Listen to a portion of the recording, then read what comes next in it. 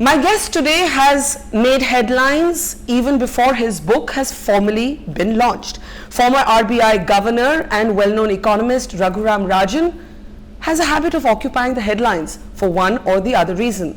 This time it's his book, I Do What I Do, which has been released after 1 year of studied silence by the former governor, who's now on a 3-city tour in India, coming at a time when the demonetization debate is back in focus, but his publishers promise us that was not part of the plan but mere coincidence. The book, of course, goes much further than the demonetization debate and talks of his tenure in office, and it is a really interesting read, and I recommend that all of you get one. Welcome to the interview, Professor Rajan. It's nice to have you back in India. Why the 1 year silence? It was obviously a kind of self-imposed period that you decided you were just not going to say anything.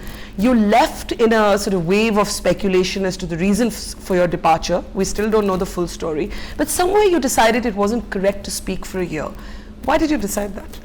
Well, I thought it was appropriate for my successor to establish himself, to be able to communicate. It was inappropriate for me to hold on to the reins of the RBI. I still get complaints from a lot of people when the RBI doesn't do something, asking me to fix it. So clearly it takes some time for people to recognize that you've left office. So I thought the best way to do that was to stay out of the limelight and to just go silent. I also thought that anything you say tends to create controversy beyond a certain point.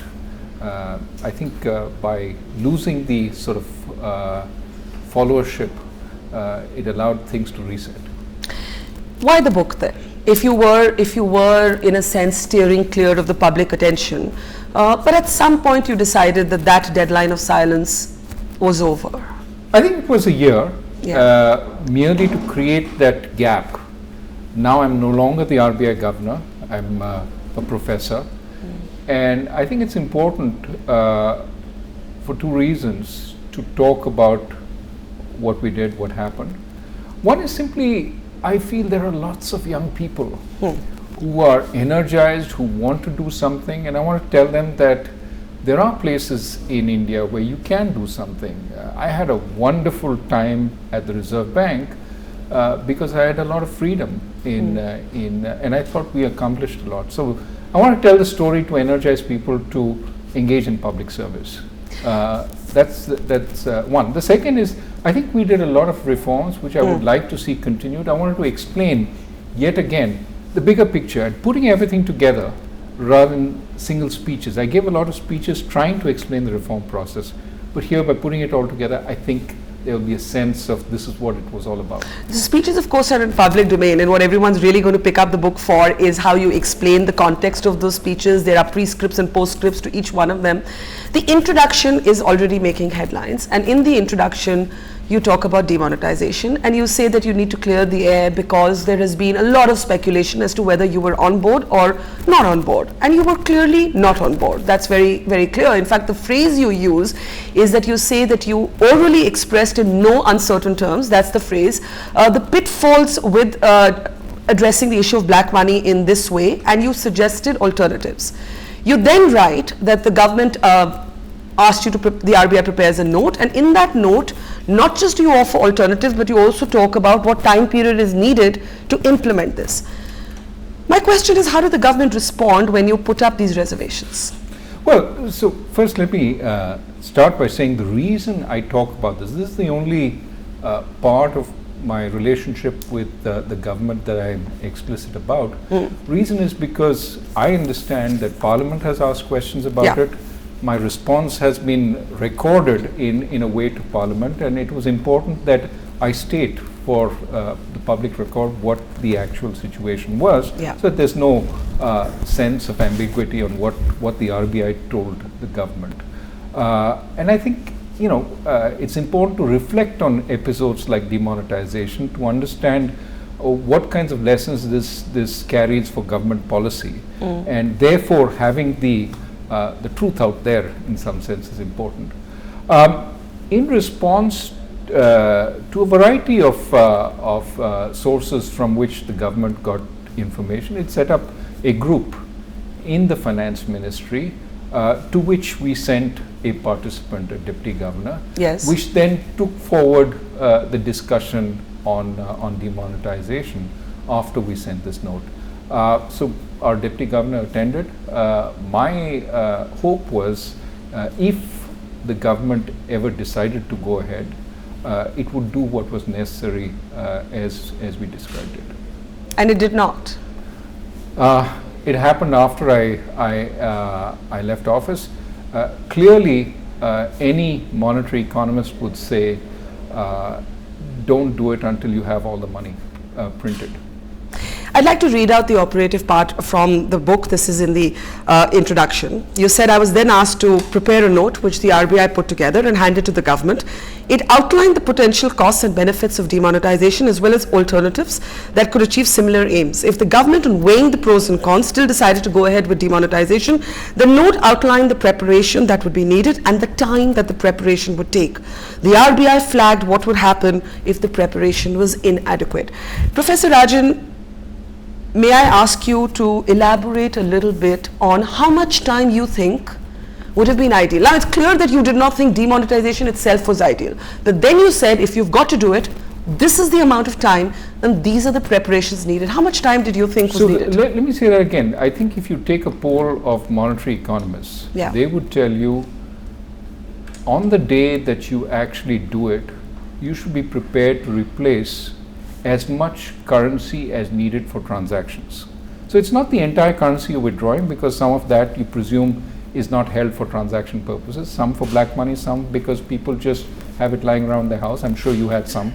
That's a trick question. I mean, we have small cash. We all have some small cash at home, but that's not black money. No, 1,000 rupee note was also used for transactions. So we all had course, some in our wallet. To function on a daily basis, yes. So as a result, what I'm saying is that some people were saving, some housewives are saving on that basis and so on.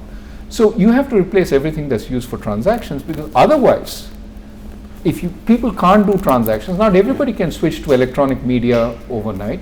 It will cause a reduction in economic activity. So I think if you just take a poll of monetary economists, they say be ready to replace on day one. If you don't want the entire fall currency in economic activity, be ready to replace everything that was used for transactions. But this was 86% of the cash inflow that we were talking about. You would replace a significant fraction of that, not in all 86%, but enough so that anybody who wanted money would be able to take it out from the ATM. The opposite of that happened. I take you back to the RBI note when you were there, and therefore it's about you. How much time ideally would the RBI have had the government spend to follow a policy that the RBI was not in favor of to begin with? Well, again, the time it would take to print all the currency. Now you can see that the RBI has been working at double speed over the last few months trying to print that currency. And when the amount was printed, that sort of reduced the kind of stress in the system. Right. So that will give you a sense of if the RBI was working at double speed. Now if you're working in secrecy, you can't work at double speed. You have to work at single speed. So that would give you a sense of the amount of time that it would have taken. What were some of the other preparations that you recommended apart from having the currency or the cash flow not choked? Well, I can't give you the details of the note, and I don't want to talk about the details of the note. But I think, again, the kinds of points at which you would have to withdraw currency should be prepared, again on day one, so that people can take the money out that they need to conduct their transactions. If you're not prepared either with the money or with the sort of ATMs and so on to deliver that currency, clearly you're going to have more stress in the system. Now, a theme in your book that comes up actually more than once is the independence of the RBI. And I think the phrase you use is, you say that we're not a fifth column in the government, you're not there as an opposition agent, but you're very clear that you're not just, when I say you, I don't just mean you, Raghuram Rajan, but the RBI governor must not be treated as just another bureaucrat or a regulator. I want to link this a little bit to the demonetization debate, because what a lot of media and public are now asking if Raghuram Rajan and the RBI was not in favor of demonetization, who was? On whose advice did the government actually proceed with the decision to demonetize? And given that it bypassed the RBI quite clearly, does that not undermine the independence of the RBI as an institution? So there is a very real question on whether the government can demonetize without the RBI. Yeah. And I think if you look at the, I think it was 1978 experience, it actually brought in an ordinance and was able to do it without the Reserve Bank acquiescing. So ultimately, there are channels through which legally the government can bypass the RBI on this issue. So there are some other issues on which it cannot, but on this one it can. There is also in the RBI Act the capacity for the government to give a directive to the RBI on anything. It's never been exercised, but it has the capacity to actually tell the RBI to do something. So in that sense, I think your independence comes from the fact that these kinds of instruments are typically not used by the government. And ultimately, if the governor disagrees, I think Dr. Y.V. Reddy had a very interesting response to what he would have done. He said he would have gone into the hospital and then resigned, gone into the hospital to establish that, you know, there was some difference of opinion. No, that it wasn't that he was resigning because of that, because he didn't want to roil markets, but because of health reasons. Yeah. Now, some people can't go into the hospital because they look the picture of health, in which case they have to resign without doing it. But that is would you have resigned if you'd continued as RBI? Would you have either checked into a hospisptal or resigned if you would? That is the only option the governor? That as I said, the governor has if he disagrees with any kind of policy. I think it's a hypothetical question I don't want to answer, because if you're not faced with that situation, I think it's easy to say that you would have done X or Y, but I think I'll leave it to Dr. Y.V. Reddy, who's I think the doyen of central bankers. We all look up to him. The note did recommend alternatives, and since then you've spoken about how there could have been more effective measures to actually tackle the issue of black money, especially since most of it resides in real estate and gold and not even in cash at home. What were some of the alternatives that the RBI suggested when you were governor? I think the flow issue is something that's quite important. And I think the government is taking some measures along those directions. For example, if all bank accounts could be linked to Aadhaar. Right now there's some requirement of PAN for some, not for everything. Every single financial transaction could be linked together to Aadhaar, keeping in mind the privacy issues that these... I was just going to ask you that, because I don't know if you've been following the raging debate here. Absolutely. I think there are privacy issues, but there are also issues of tax collection and so on. So long as you make sure that every sort of revenue officer cannot start fishing in that database, and that a lot of it is automated, it flags suspicious transactions, and you can only go into it when those suspicious transactions are flagged, and the ordinary citizen's privacy is protected. If we can put in some measures like that, some safeguards, I think collecting that information and knowing, you have 3 crores worth of deposits and you're still not paying income tax, why is it that you're not doing that? That, I think, is the way to reduce the flow. Of course, in some societies, in Sweden, for example, anybody can figure out what your income is. It's quite open, and then I see your income, and then I ask, where's this income coming from? Given that you are a school, low-level officer, then that's perhaps one reason. With that kind of transparency, there's so little corruption. But isn't that the danger of what might happen now? And I say danger because, I remember being a sort of kid in the 80s and 90s when the taxman was really powerful, and you had this sort of, you had a kind of cusp of liberalization reality where the taxman was, could come and raid you, could make you ask questions, and the whole neighborhood would come out when the taxman visited. Now, the government says that that not all of these deposits, not all of this money that has come back after demonetization is clean. Many of these deposits are dodgy, and the taxman is going to look at them. Is there a danger, according to you, that we are returning to a kind of maximalist government and intrusive tax regime that actually militates against a promise of minimum government? No, I do worry that when we undertake actions on behalf of government, we have to recognize that we're dealing with government employees as they are, not how we would wish they would be. And we have to recognize the reality that there is some corruption in government also, that giving license to certain areas of government without checks and balances could in fact enhance corruption rather than reduce Exactly, it. because people start asking for bribes and potentially. And we have to recognize that potential, which is why there have to be safeguards in the system, and we have to ask how much are we going to collect at the end of it, given if we put in the right safeguards. And if we don't put in the safeguards, how much is going to flow back to the government, and how much harassment is there going to be on that basis.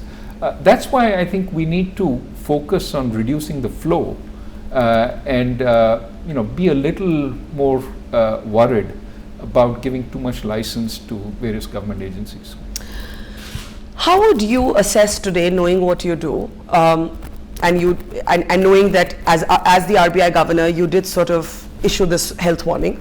How would you assess the success or not of demonetization? There were 2-3 stated aims. One was to address black money, the second was to increase the tax base and increase digitization, and the last was terrorism funding. I think the last, I don't think we have seen any significant breakthroughs in it. The first, it's quite clear that this money is now back in the banks, and unless the taxman can pull out something substantive, it hasn't happened.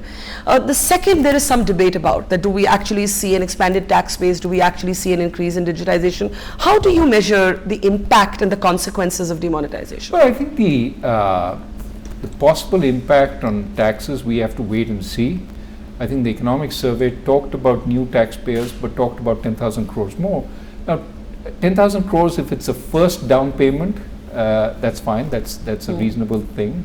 If it represents the sum of what we can expect to see, given the potential costs, that seems relatively small.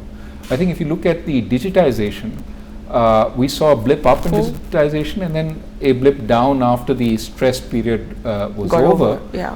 We have to see what the longer term sort of effects are. As far as the graphs that the economic survey put out, it seems to me it's basically back to the trend line. It is grown, but that it was growing anyway. Digital transactions were growing in India. I think UPI has benefited substantially, but UPI was in very early days when demonetization was done. So you would expect fairly strong growth, but I think there has been some contribution there, which is positive. Now, you have to weigh all this against the costs. And India was growing at about 7.5% to 8% at the point of demonetization. We've come down substantially. Now, some of this has been because of demonetization. But remember, the world economy is growing stronger than it was, at the time of, last year. And so, in that sense, we should be going up with the tide. The trend line should have moved up in growth. In fact, it has moved down. So, is this only because of demonetization? What do you think? Probably not. I think there are 3 factors at this point. One is the stress in the banking system and the bad loan situation, the stalled projects. That has been a problem with us for the last 3 years. We need to take strong action sooner rather than later. We've talked about this for a long time. We need to do something. The second is the demonetization, and the third is anticipation of the goods and services tax. I think these 3 blows have come. The first was steady since 2013. We've picked up the bad loans. The second, the demonetization, has been a jhatka, and the third is the goods and services tax. At this point, our growth is not anything to write home about. Hopefully, these are temporary factors, but certainly we have to make sure that our business people feel more confident going forward. Private investment is very low. That's why jobs aren't being created. We need to get this back, and for that, they have to have confidence going forward that there are no more surprises, that we are going to go build on some of the reforms that have been done. I think it's very important to send that message. You know, you had people like Dr. Manmohan Singh and some other economists forecasting shaving off of the GDP growth numbers by 1 or 2%. It seems, and I'm not trying to make the link directly to demonetization alone, and you've listed other reasons, but we have seen exactly that happening. We're down to a 5.7% growth rate in the first quarter. Do you think demonetization has been the biggest blow to the GDP in the last year? I think it has been a fairly important setback in terms of short-term growth. I would argue that we probably don't measure some of the effects because it's in the informal and the rural economy, sector, which we don't measure very well. And reliable analysts who are independent tell me it's between 1 and 2% of GDP. So but talk a little bit about this impact on the rural economy, because you also did mention in, I think, your Times of India interview, that the way we measure GDP actually is not even therefore cognizant of the real impact on the ground in the rural economy, in the unorganized sector. Well, just to say that the damage might be graver. Yeah, I do think that cash, areas of the economy which deal largely in cash, because the 500 rupee note was a fairly commonly used means of transacting, you would expect that demonetizing the 500 and 1000 would have effects in that sector.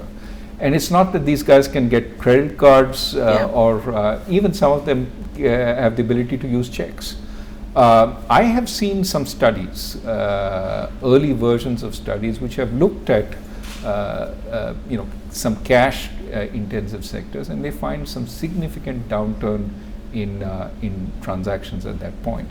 Now, if you're a business in that sector and you see a substantial downturn in demand, I remember going to a restaurant in Mumbai where they said we take only cash, but too bad. And there's nobody around in that restaurant, which is usually packed. If in fact there are people with thin buffers, then they've gone out of business. If you're a farmer with a relatively thin buffer. Now, I think the evidence that planting has been quite strong suggests that somehow they managed to cope. But certainly some of the farm distress that or the claims for waivers, some of it could be pushed by people who didn't get adequate returns for their crops because they're, especially vegetables, they have to come to market and the mandi is largely cash based. So there has been stress. We don't measure it well. We don't quite know exactly where it is, but anecdotal evidence says that some of these informal businesses have been deeply hurt. I'm going to ask one last question on demonetization, move on to other parts of the book. You underline the fact that your disagreement, as it were, or your health warnings on demonetization were expressed verbally and then followed up by a note that the RBI prepared. Do you believe that the government was receptive or in agreement? Were there some people in agreement and some people not? I mean, I know you can't give away too much, but did you find that people were willing to listen to your health warning? Government is a big place. Many people there. But this was an exercise which, because of its very nature, was kept fairly small. I think when I say government, I communicated with anybody who was necessary to this exercise. But has the RBI been undermined? Let's take this further. I don't think the RBI has been undermined because, as I said again, ultimately this is a decision which belongs to the government. It has the ability to decide what it does with the currency. Now, whether the actual process it followed, the RBI had a say at that point, etc., and whether it exercised that say appropriately, that was beyond my regime, and I don't want to but it also took a long time to release the data in the public domain, which led many people to get agitated about why a central bank should not be able to just put that data on how much money came back sooner than it has. I don't want to communicate. I don't want to comment on that process because it was beyond my time. But I will say that anybody who was relevant to decision making heard the views of the RBI. Did hear the views when you were there? Yes. And proceeded nevertheless, which you say is the government's right. Any government's right in the end is the point you're making. Ultimately, legally, even if if the government wanted to do it, there were methods to do it, as evidenced by the precedent of the 1978 demonetization. So there were ways that the government could have moved to do it, even if the RBI was opposed. And again, I want to emphasize that to some extent, you can warn, you can cajole, you can push, but if it is in the government's right to do it, there is a way it can do it. And then, as the RBI governor, you're left with Dr. Reddy's alternative. You know, at some point you also talk about a bureaucracy that's working to whittling down the authority of the RBI governor. You mentioned it actually more than once. Is that an experience that you had? Did you find that there was a kind of gray area, a certain kind of ambiguity? Because you do, you know, I went through the book carefully, and in your updated comments, you do talk about how there was a kind of move to reduce the authority of the governor, and I don't just mean you know, you're talking about the office of the RBI governor. So speak a bit to this bureaucracy that you speak of. Well, I think everybody wants to expand turf. Yeah. And if you want to expand turf, it comes at the expense of somebody else's turf. Yeah. And it's not just my experience, it is the experience of previous RBI governors. That there is always, in fact, if you go back to the setting up of the RBI, right from the beginning, there has always been a tension between the finance ministry and the RBI. The finance ministry likes to believe that the RBI is one of its organs. Yeah. And the RBI, I think, correctly believes that it is a central bank, not just one of the other regulators. It does regulation also. And that it is not at the beck and call of the finance ministry bureaucrats or any bureaucrats, so to speak. And there is always a constant tension about this, partly because the position of the RBI governor hasn't been clearly established within the system. And I think that given that ambiguity, on the one hand, you have chief ministers saying sir to you. On the other hand, you have secretaries sort of claiming that they have authority over you. So there is a certain amount of ambiguity. How did you deal with it? Well, I mean, where it was necessary, I asserted my sort of authority. Where it wasn't, I didn't. So you drew the red lines when secretaries tried to lord it over you? If it was anything substantial, I did.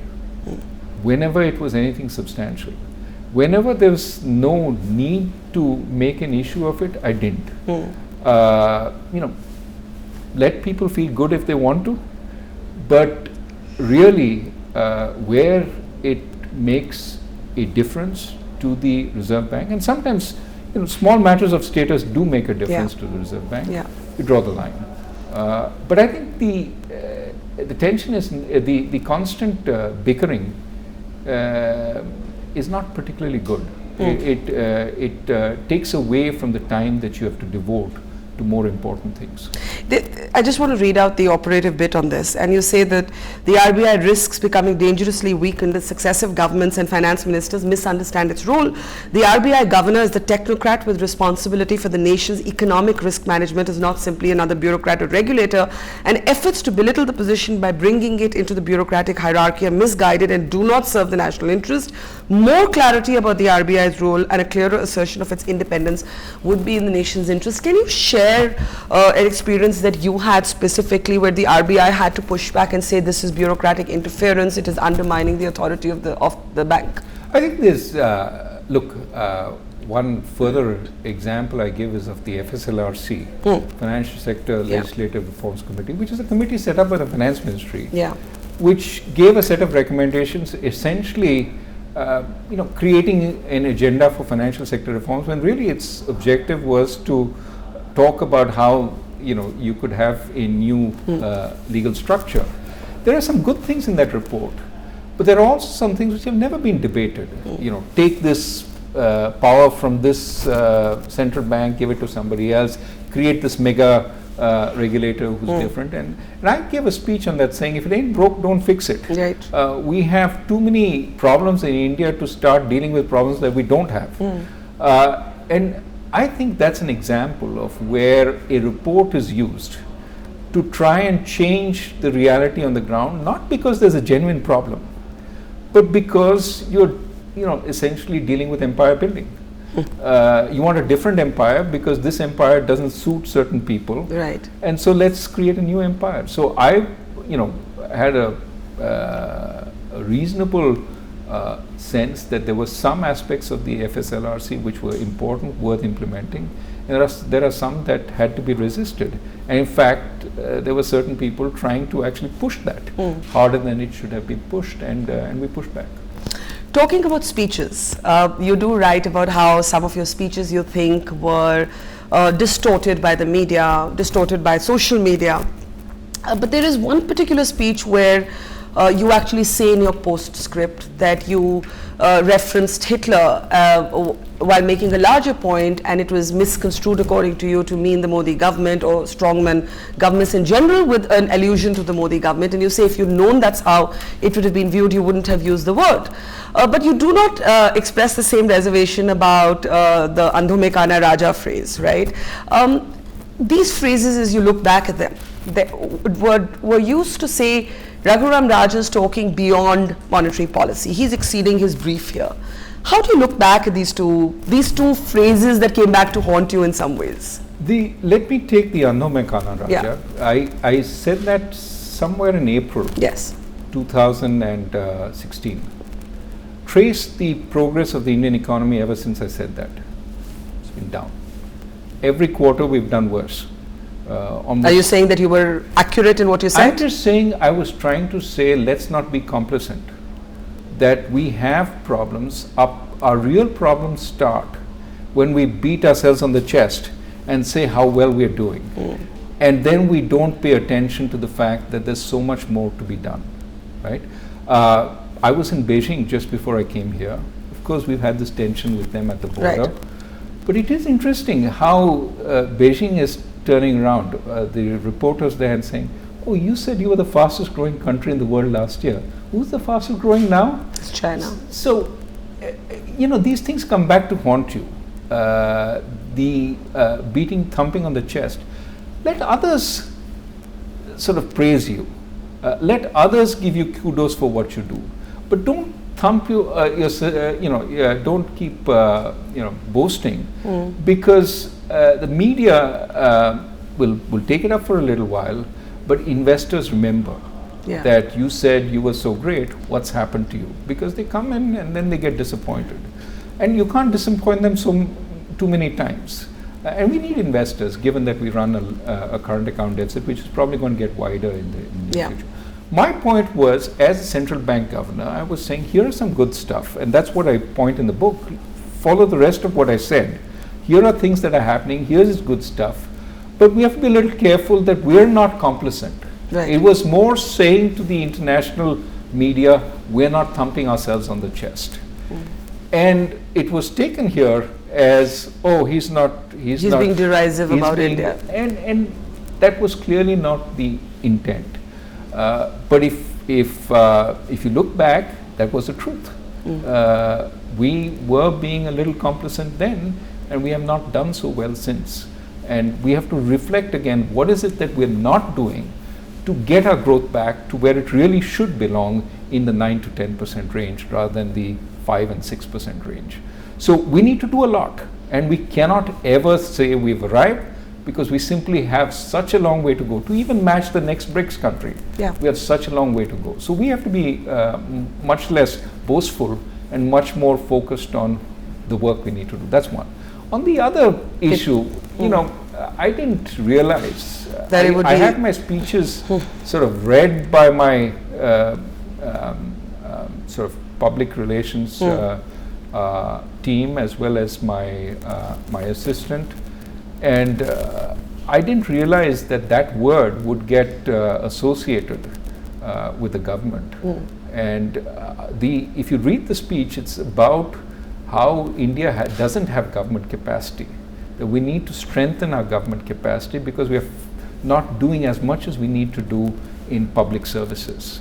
And instead it got focused on authoritarian government. That was not my intent. But there is another speech you reference at IIT, which you were an alum of, where you spoke about the larger themes of tolerance, and you say in the book that you were actually underlining the great sort of assimilating history and civilizational sort of culture of India, but instead it was seen to be again a judgment on intolerance.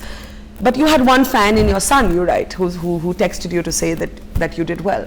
Did that kind of endorsement make up for obviously some of the political pushback you faced, because you do perhaps for the first time say in a different context that after some speeches there were a couple of ministers, you don't name them, who were a bit angry?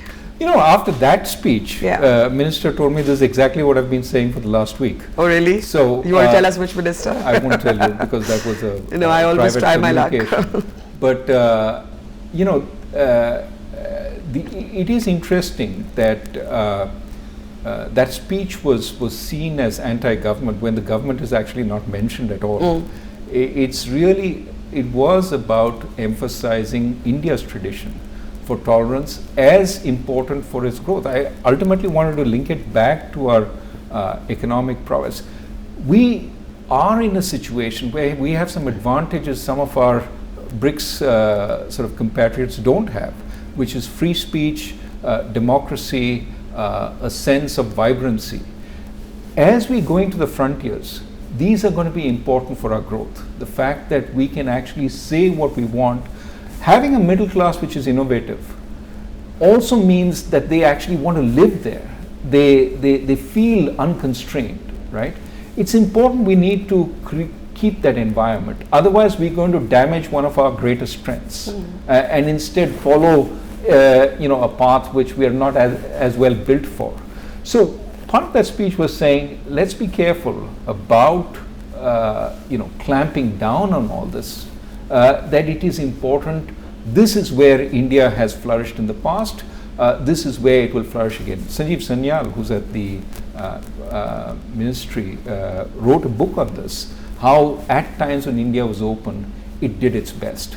So it was in a sense picking up on that theme and saying we need to do this. Of course, it's the kind of thing you want to tell children.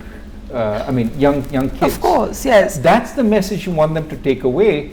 As a public servant also, I felt, given that I had a platform, given that I was going back to my alma mater, what better message to convey than, hey, the youth of India, our future, this is the India you want to build, not a intolerant India.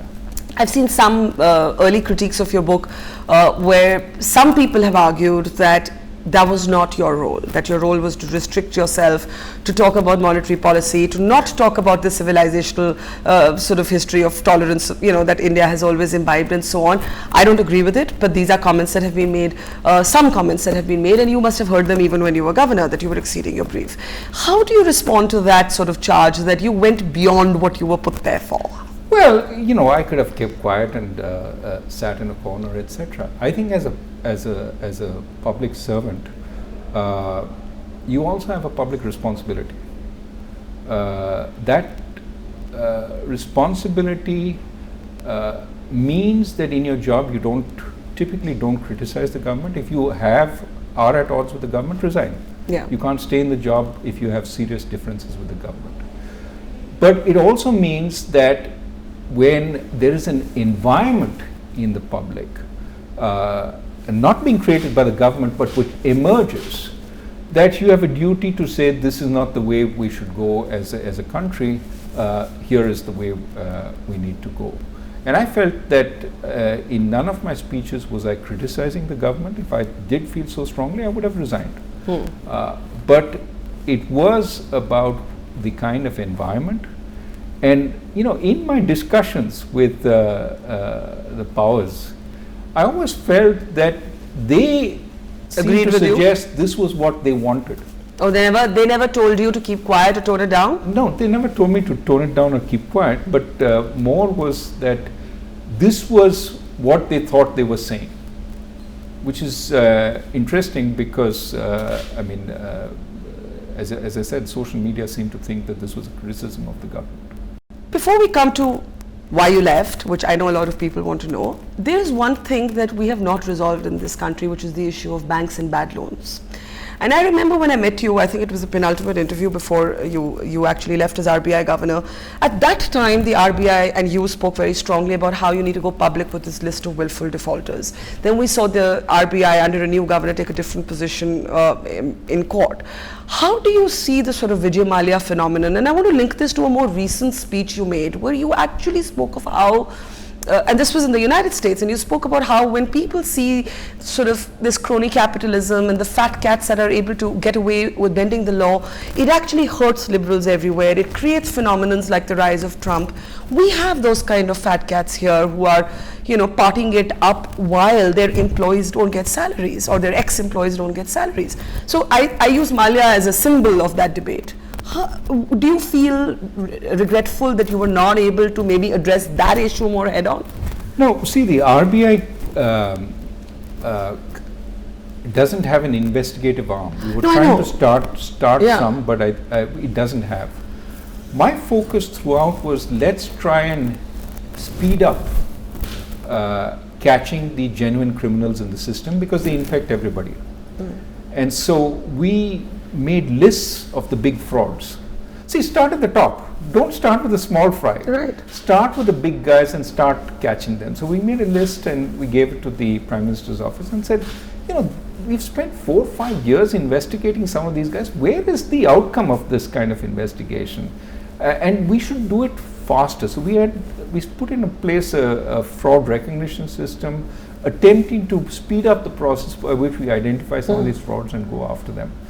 All that is work in progress, but I think for the system it would be great if we could catch one or two of these big, there was a discussion of the Enforcement Directorate looking at over-invoicing. That was rampant, according to some. Why don't we go after that? That's fairly easy to catch. You know what price this equipment sort of sells for, and you know what price this company bought at. A little bit of investigation will tell you the difference, right?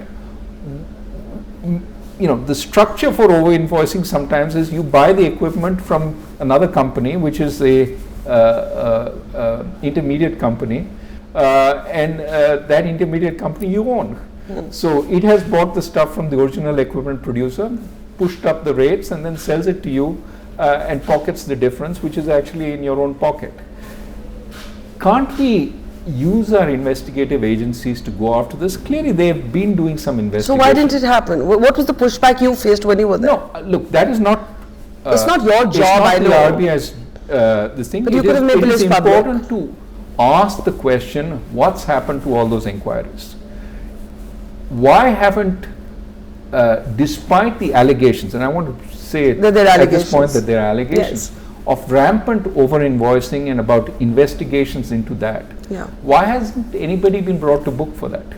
We had a few years ago, and unfortunately now it's years, discussions about CBI tapping into phone calls between bank managers and a certain company about money changing hands. What's happened to that investigation? Where are all these? How come they all die in the process and nothing actually comes out in the public? So we have to, I think, actually, you mentioned an individual. I mean, no, as an example. I mentioned him as an example. But I think it's more important to ask a general question: why does our system fail in bringing the fat cats to boot? Where are the investigations into the various fat cats? Did you want to make the list public, and was there pushback against your doing that? No, there was. Look, I have to say this categorically. There was never any interference, either on the side of do a favor for me, or don't go after this guy. Never. From either government that I served under. So I want to make that absolutely clear. I also want to say on the willful defaulters, that list is can be made public because it goes through a quasi-judicial process. What we at the RBI, and that may be what you're referring to, we're resisting is making the list of all everybody defaulters. Because you say someone who's defaulted on the credit card bill doesn't have to be lumped with a or even a company which is in genuine difficulty. Yes. If it defaults, it took the risk, it defaulted. So long as it's trying its best to pay back, I don't think we should, put that guy up in his So what face would in be your public. prescription on willful defaulters? On willful defaulters, we should, essentially restrict their access to credit from the system again. Yeah. There are people who again and again borrow from the system. Because the banks somehow, are under political pressure. Well, I'm not making this about any one party or any one government or under influence. Why political? I mean, some kind of influence, some kind of pressure to give those loans. Right. So what we should do, I think, is in general, even in the banking system, we have a tendency to look at individual loans and see if they went bad. Yeah. I would rather focus on the loans given under a person's tenure as chairman, or on the loans a particular loan officer has signed off on. And I would require more responsibility rather than a committee-based loan. Yeah. That somebody has to sign off on each loan that is made, and then look to see the history of loans this person has made.